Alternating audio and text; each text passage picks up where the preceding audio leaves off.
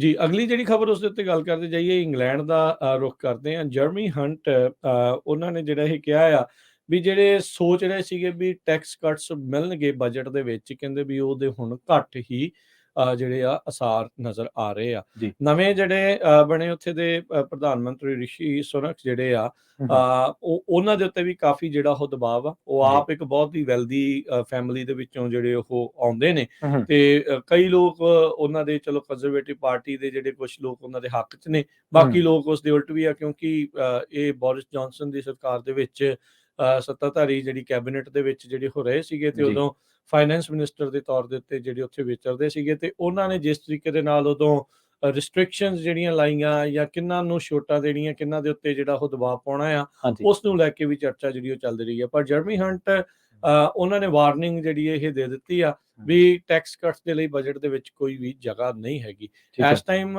Recession ਦਾ ਡਰ UK ਦੇ ਉੱਤੇ ਬਹੁਤ ਬੁਰੀ ਤਰ੍ਹਾਂ ਜਿਹੜਾ ਉਹ ਮੰਡਰਾ ਰਿਹਾ ਹੈਗਾ ਆ। ਜੀ। ਜੀ। ਕਹਿੰਦੇ ਵੀ ਬੜੇ ਔਖੇ ਸਮੇਂ ਚੋਂ ਜਿਹੜਾ ਯੂਕੇ ਉਹ ਇਸ ਟਾਈਮ ਲੰਘ ਰਿਹਾ ਆ, ਤੇ ਕਹਿੰਦੇ ਵੀ ਇਸ ਦੇ ਵਿੱਚ ਟੈਕਸ ਕੱਟਸ ਦੀ ਹੁਣ ਬਹੁਤੀ ਗੁੰਜਾਇਸ਼ ਜਿਹੜੀ ਆ ਉਹ ਨਹੀਂ ਬਚੀ ਹੈਗੀ। ਜਿਹੜੀ ਸਰਕਾਰ ਉੱਥੇ ਬੋਰੋ ਕਰਦੀ ਆ, ਡਾਲਰ ਜਿਹੜੇ ਉਹ ਪਾਉਂਡ ਜਿਹੜੇ ਉਹ ਲੈਂਦੀ ਆ, ਸਪੈਂਡਿੰਗ ਤੇ ਜਿਹੜੇ ਟੈਕਸ ਇਨਕਮ ਦੇ ਵਿੱਚ ਕਹਿੰਦੇ ਵੀ ਉਹ ਬਹੁਤ ਜ਼ਿਆਦਾ ਡਿਫਰੈਂਸ ਇਸ ਟਾਈਮ ਵਧਿਆ ਆ। 27 ਬਿਲੀਅਨ ਪਾਉਂਡਸ ਦਾ ਜਿਹੜਾ ਫਰਕ ਆ ਸਪੈਂਡਿੰਗ ਤੇ ਟੈਕਸ ਇਨਕਮ ਦੇ ਵਿੱਚ ਜਿਹੜਾ ਉਹ ਹੋਇਆ ਆ, ਵੀ ਟੈਕਸ ਘੱਟ ਜਨਰੇਟ ਹੋ ਰਿਹਾ ਆ, ਤੇ ਸਪੈਂਡਿੰਗ ਜਿਹੜੀ ਆ ਉਹ 27 ਬਿਲੀਅਨ ਪਾਉਂਡ ਐਕਸਟਰਾ ਜਿਹੜੀ ਆ ਉਹ ਦਸੰਬਰ ਮਹੀਨੇ ਦੇ ਵਿੱਚ ਹੋਈ ਆ। 1993 ਤੋਂ ਬਾਅਦ ਚ ਪਹਿਲੀ ਵਾਰੀ ਇੰਨਾ ਜ਼ਿਆਦਾ ਡਿਫਰੈਂਸ ਇਸ ਚੀਜ਼ ਦੇ ਵਿੱਚ ਹੋਇਆ ਆ।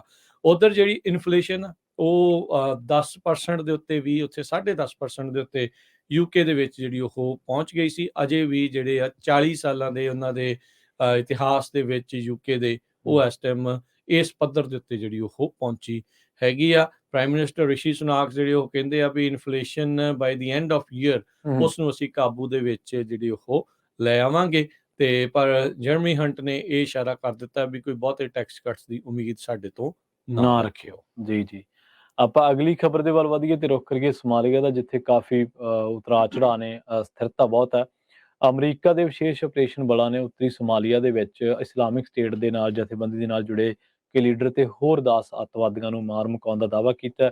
ਅਮਰੀਕੀ ਰਾਸ਼ਟਰਪਤੀ ਜੋ ਬਾਈਡਨ ਦੇ ਪ੍ਰਸ਼ਾਸਨ ਨੇ ਇਸ ਦਾ ਐਲਾਨ ਕੀਤਾ, ਤੇ ਵਿਦੇਸ਼ ਮੰਤਰਾਲੇ ਨੇ ਆਪਣੇ ਬਿਆਨ ਦੇ ਵਿੱਚ ਕਿਹਾ ਕਿ ਬਿਲਾਲ ਅਲ ਸੁਡਾਨੀ ਜਿਹੜਾ ਕਿ ਉਹਨਾਂ ਦਾ ਲੀਡਰ ਸੀਗਾ, ਉਹਨੂੰ ਇੱਕ ਹਿਲੀ ਏਰੀਆਜ਼ ਦੇ ਵਿੱਚ, ਪਹਾੜੀ ਇਲਾਕੇ ਦੇ ਵਿੱਚ ਕਾਰਵਾਈ ਦੇ ਦੌਰਾਨ ਮਾਰਿਆ ਗਿਆ।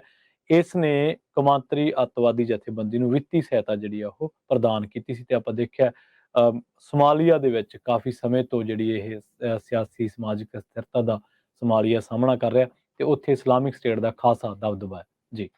ਜੀ ਬਿਲਕੁਲ।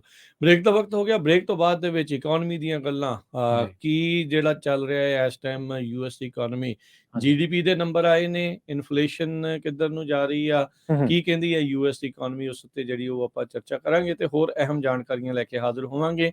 ਮੈਂਫਿਸ ਦੇ ਵਿੱਚ ਜਿਹੜੇ ਇੱਕ ਕਾਲੇ ਮੂਲ ਦੇ ਬੰਦੇ ਨੂੰ ਸਟਾਪ ਦੇ ਦੌਰਾਨ ਮਾਰ ਦਿੱਤਾ ਗਿਆ, 5 ਪੁਲਿਸ ਅਧਿਕਾਰੀਆਂ ਨੂੰ ਚਾਰਜ ਕੀਤਾ ਗਿਆ ਮਰਡਰ ਦੇ ਮਾਮਲੇ ਵਿੱਚ।